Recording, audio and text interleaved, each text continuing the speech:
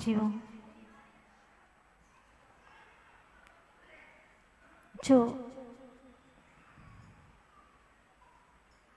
आपको कठिनता से प्राप्त होता है उस तरफ आपकी दृष्टि नहीं जा रही है। बहुत दुर्लभ है, बहुत दुर्लभ है, वहाँ दृष्टि ही नहीं जा रही है। कई भवांतर बीतने के बाद में, गहनतम पुरुषार्थ करने के बाद में जिसका दर्शन होता है, ऐसा चैतन्य प्रभु आत्मा, एकत्व विभक्त आत्मा, अपने अनंत गुणों से एकत्व और पर द्रव्यों से विभक्त, ऐसे चैतन्य ज्ञायक स्वरूप आत्मा का दर्शन बहुत दुर्लभ है, उसकी अनुभूति बहुत दुर्लभ है। पिछली गाथा में कुंद स्वामी ने कहा था कि यह एकत्व स्वरूप आत्मा, एकत्व निश्चयगत आत्मा चाहे कहीं पर भी लोक में हो, उसके लिए सब जगह सुंदरता ही सुंदरता है। किंतु जहाँ पर बंध की कथा के साथ में एकत्व होता है, पर द्रव्यों के साथ में संबंध होता है, वहाँ पर विसंवाद, दुख, पीड़ा, समस्याएं सब शुरू हो जाती हैं। और अनंत काल से यह जीव अनंत समस्याओं से घिरा हुआ है, फिर भी अभी भी मानता है कि मैं बहुत सुखी हूँ। अगर सुखी हो गया तो फिर बार बार सुख के उपाय करने की क्या आवश्यकता है? अगर सुखी हो गया तो फिर सुख पाने के लिए उपाय क्यों करता है? इसका मतलब यह है कि अभी सुखी नहीं है। ये बात तो पक्की है।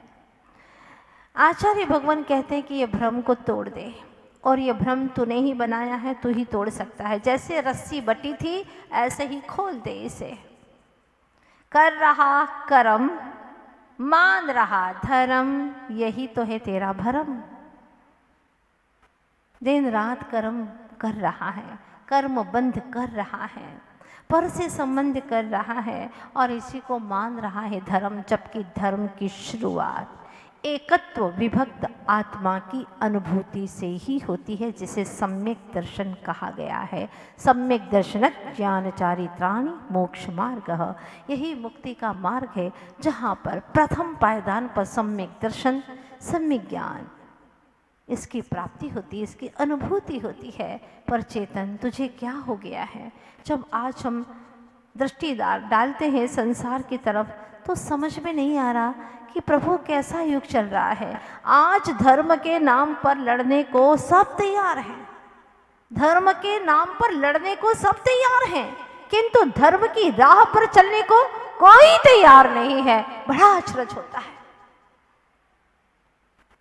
विसंवाद करने को तैयार है, और यहाँ कुंद स्वामी कहते हैं कि लड़ना, विसंवाद करना, ये तो बंध की कथाएं हैं, ये तो पर के संबंध की कथाएं हैं। तेरे एकत्व स्वरूप आत्मा में कोई भी विवाद नहीं है। यहाँ तो आत्मा का परमात्मा से संवाद है। चेतन, परम पवित्र आत्मा से संवाद होना है, और वो भी मुख से नहीं, भाषा से नहीं। भाषा वहाँ पर गौण हो जाती है और भाव ही मुख्य हो जाते हैं।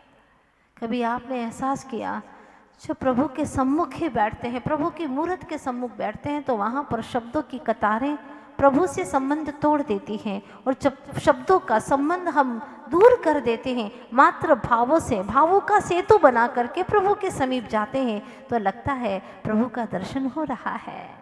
भाषा भी अवरोध पैदा करती है प्रभु से मिलन में, वहाँ फिर सिर्फ भाव ही पर्याप्त है। तो तू क्या कर रहा है? पर से संबंध बना रहा है, वो भी राग पूर्वक बना रहा है, उसमें भी पंचेंद्र के विषय भोगों से संबंध बना रहा है। कितना बाहर में लुट रहा है, अपनी निधियों को लुटा रहा है। चेतन, अपने ही भाव कर्मों ने हमें लूटा है, कोई बाहर के कर्मों ने नहीं लूटा है कि मुझे कर्म ऐसे उदय में आ रहे हैं, मेरे तो कर्म ही खोटे हैं। कई लोग ऐसा भी करते हैं, अपने आप के बचाव के लिए पहले तो वह किसी दूसरे के माथे पर मढ़ देते हैं कि उसके कारण से ऐसा हो रहा है सब, हाँ उसी के कारण से ऐसा हो रहा है। फिर उसको समझाओ तो नहीं नहीं, अब क्या दूसरे का कारण कहे, कर्म तो अपने ही खोटे हैं। हाँ, मेरे ही कर्म खोटे हैं, मतलब मैं बच गया, कर्म खोटे हैं। कर्म कोई अलग है क्या? कर्म कहाँ से बंद है? तूने जो राग देश रूपी भाव कर्म किया, उन्हीं भाव कर्मों से ज्ञानावरण, दर्शनावरण, वेदनी, मोहनी, आयु, नाम, गोत्र और अंतरा, ये 8 कर्मों का बंधन हो गया। तो किससे हुआ? अपने ही भाव कर्मों से हुआ, अपने ही राग द्वेष आदि विकारी भावों से हुआ। कर्मों को बुलाया किसने? आमंत्रण किसने दिया? खुद ने दिया। हर पल निमंत्रण दे रहा है, बहुत अच्छे से राग द्वेष से उनको निमंत्रण दे रहा है, और कर्म हर समय पर आ रहे हैं। काय वांग मनः कर्म योगः स आश्रवः शुभ पुण्यस्य शुभ पापस्य। शुभ भावों से पुण्य कर्म आ रहे हैं और अशुभ भावों से पाप कर्म आ रहे हैं। इस तरह से पूरे समय, हर समय, अनंत काल से अनादिकाल से सिलसिला चल ही रहा है। फिर भी कहता है कि मैं अकेला हूँ। कहाँ से अकेला है? तेरे आत्मा के प्रदेश में तो हर वक्त अनंत अनंत कर्म परमाणु बंधे हुए हैं, सत्ता में बैठे हुए अनंत कर्म परमाणु। तो अकेला है ही नहीं, अनंतों के साथ में जी रहा है। सच में एकत्व दशा तो सिद्ध भगवान को प्राप्त होती है, जहाँ पर कई कर्म के परमाणु का संबंध ही शेष नहीं रहता। धन्य है वे जो मात्र प्योर सॉल ज्ञान शरीरी त्रिविध कर्म मल वर्जित सिद्ध महंता तेहि निकल अमल परमात्मा भोगे शर्म अनंता। 6 ढाला में कहा है, ज्ञान शरीरी है प्रभु सिद्ध भगवान, प्योर सॉल, पवित्र आत्मा, परम आत्मा, त्रिविध कर्म मल से वर्जित हो गए। वे हैं निकल आत्मा। आप भी बनना चाहते हो निकल आत्मा? घर से क्यों निकल जाते हैं? निकल परमात्मा होने के लिए घर से निकल जाते हैं, भवन को छोड़ करके वन की ओर चल देते हैं। क्यों? क्योंकि निकलना जरूरी है। क्यों? निकल होने के लिए। कल यानी शरीर, नी यानी अभाव, शरीर का अभाव करने के लिए, शरीर से रहित होने के लिए। शरीर है मेन स्विच सारे दुखों का कारण, और सच में शरीर भी दुखों का कारण नहीं है। शरीर के प्रति जो ममत्व है, मोह है, अपनापन है, वो हमारे लिए दुख का कारण बन रहा है। उसके प्रति जो अटैचमेंट है वो हमारे दुख का कारण बन रहा है। और कुंज कुंज स्वामी चौथी गाथा में यही बात कहते हैं कि बहुत सुलभ है ये सारी दुनिया की कथाएं, पर एकत्व कथा बहुत दुर्लभ है। सुनने में भी रुचि होना बहुत दुर्लभ है। एकत्व विभक्त स्वरूप आत्मा का, निज आत्मा का, निज शुद्ध आत्मा का वर्णन श्रवण करना, उसकी कथा को सुनना बहुत दुर्लभ है। राजा रानी की कथा, दुनिया के लोगों की कथा, अपने जो शत्रु हैं उनके वीक पॉइंट वाली कथा सुनना बहुत अच्छा लगता है। और बताओ और क्या किया, वो तो मेरा खास दुश्मन है, बताऊंगा आप में, बताओ उसके सारे वीक पॉइंट बताओ, मुझे पता तो चले। बहुत दादागिरी दिखाता है, अब मैं बताऊंगा उसे। कितनी रुचि आ रही है ना उसके वीक पॉइंट, उसकी कथाएं, उसकी बातें सुनने में इतनी रुचि आती है। तो चेतनात्मन अपने ही निशुद्ध आत्म तत्व की कथा में रुचि क्यों नहीं लेता? इसीलिए तो तू भटक रहा है। जितनी कथा सुनेगा उतनी व्यथा में सन्नता चला जाएगा, संसार में भटकता चला जाएगा। कल ही मैंने आप लोगों के बीच में रखा था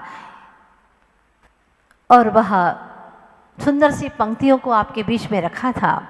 ये दुनिया मुसाफिर सराय, यहाँ कोई आए यहाँ कोई जा रहा। ये दुनिया मुसाफिर सराय, यहाँ कोई आए यहाँ कोई जा रहा। पर मुझको समझ में न आए करम तेरा न्याय, ये क्या गुल खिला रहा। हे करम तेरा क्या न्याय है, कुछ समझ में नहीं आता। क्या न्याय करता है? एक को हुक्म करने को छोड़ा, एक को रिक्शे के आगे जोड़ा। कोई मेहनत करे फिर भी भूखा मरे, कोई गादी पे बैठा ही खा रहा। यह दुनिया मुसाफिर सराय, यहाँ कोई आए यहाँ कोई जा रहा। कोई जन्म ले रहा है, कोई मर के जा रहा है। एक का मखमली है बिछोना, एक का मखमली है बिछोना, एक का पत्थरों का है सोना। कोई बिस्तर पर सोया भी बेचैन है। वाह। कोई बिस्तर पर सोया भी बेचैन है, कोई कांटों पे भी मुस्कुरा रहा। क्या बात है।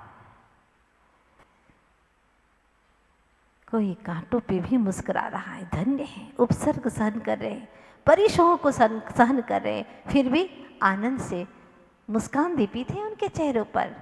ये है ज्ञानी की पहचान। ज्ञानी के लिए चाहे कितनी प्रतिकूल परिस्थितियां हो, वो तो भव का कूल ही देखता है, किनारा ही दिखता है, संसार का तट ही दिखता है उसे, चाहे अनुकूल हो या प्रतिकूल हो। वे तो समस्याओं में भी मुस्कुराते हैं।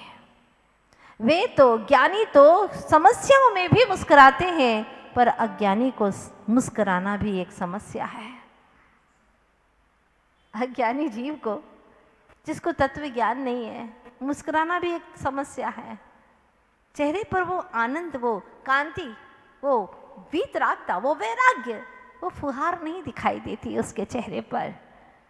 बुझा बुझा सा जीवन जी रहा है, बुझता है तो रोज उसको लिपता है, पुतता है बेचारा। लेकिन लिपाई पुताई से क्या होता है? जो अंदर की मुस्कान है उसकी तो बात ही अलग है। हमारे गुरुवर आचार्य श्री विद्यासागर जी महाराज हजारों के बीच में भी अगर रहते हैं तो अकेले अलग ही दिखाई देते हैं। ये उनके वैराग्य की कांति है, उनके वितरागता की भावना की वह दीप्ति है। एक दौलत खजाने वाली, एक का पेट रोटी से खाली। क्या बात है। एक दौलत खजाने वाली, एक का पेट रोटी से खाली। कोई कुत्तों को दूध पिलाए यहाँ, कोई बच्चों को आंसू पिला रहा। कोई कुत्तों को दूध पिलाए यहाँ, कोई बच्चों को आंसू पिला रहा। पर मुझको समझ में न आए करम, तेरा न्याय ये क्या गुल खिला रहा। कुछ समझ में नहीं आता। क्या संसार, एक के यहाँ पर खजाने में दौलत ही दौलत भरी पड़ी है और दूसरे का पेट रोटी से भी खाली है। क्या है ये? कोई तो अपने घरों के अंदर बाहर जाकर के श्वान को दूध पिला रहा है, बिस्किट खिला रहा है, और कोई बच्चों को आंसू पिला रहा है। खिलाने पिलाने को कुछ भी नहीं है। क्या संसार की दशा को खींचा है इस रेखांकन में। क्या कहते? कोई पंखे की लेता हवाएं, ओ कोई पंखे की लेता हवाएं, कोई के पास है सर्द आहें, कोई के पास है सर्द आहें। कोई आहे भर रहा है, कोई बिजली के बल्ब जलाए यहाँ, कोई, क्या बात कही है, कोई बिजली के बल्ब जलाए यहाँ, कोई अंधेरे में मन को जला रहा। कोई बिजली के बल्ब जलाए यहाँ, कोई अंधेरे में मन जला रहा। पर मुझको समझ में न आए करम, तेरा न्याय ये क्या गुल खिला रहा। क्या है संसार में? ये किसका दिया हुआ है? कोई इतना ऊपर उठा हुआ और कोई एकदम खाई में गिरा हुआ। क्या बात है? ये सब कुछ क्यों हो रहा है? पूछता है भक्त। प्रभु क्या कोई करनी के फल है, प्रभु क्या कोई करनी के फल है, बेईमानी या धोखा या छल है। कोई बेईमानी है, कोई धोखा है, कोई छल है? आखिर कोई छल कर रहा है क्या? इन गरीबों की झांकी दिखा कर यहाँ कुछ अमीरों को करना सिखा रहा। इन गरीबों की झांकी दिखा कर यहाँ कुछ अमीरों को करना सिखा रहा। यह दुनिया मुसाफिर सराय, यहाँ कोई आए यहाँ कोई जा रहा। क्या संसार है! संसार का चित्रण कर दिया है। एक भीख मांगने के लिए भिखारी आ रहा है। ये भिखारी भीख नहीं मांग रहा, तुझे सीख भी दे रहा है। सीख भी दे रहा है कि हे भटकती हुई भूली भटकी आत्माओं, अपने स्वरूप की ओर निहारो।